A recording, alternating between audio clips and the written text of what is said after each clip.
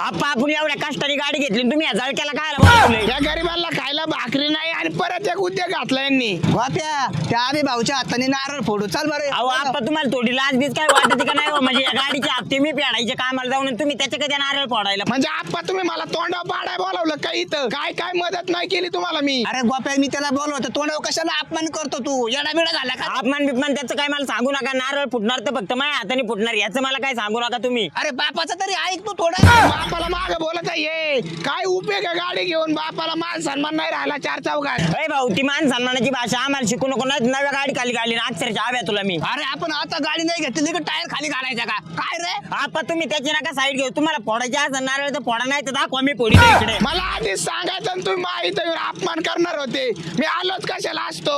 हप्त्याच्या वेळेस गरज पडली तर आप्पा मला फोन करा. पेढे बिडे आहेत का? चला नसले तर. आप्पा तुम्ही अख्ख्या गावाला पेढे वाटलं, पण याच्या घरापर्यंत जर पेढे गेले तुम्हाला अक्षरशः सांगतो तुमचा मला डायरेक्ट संबंध संपला. तुम्ही आणि तुमची गाडी तुम्हाला आताच सांगतोय.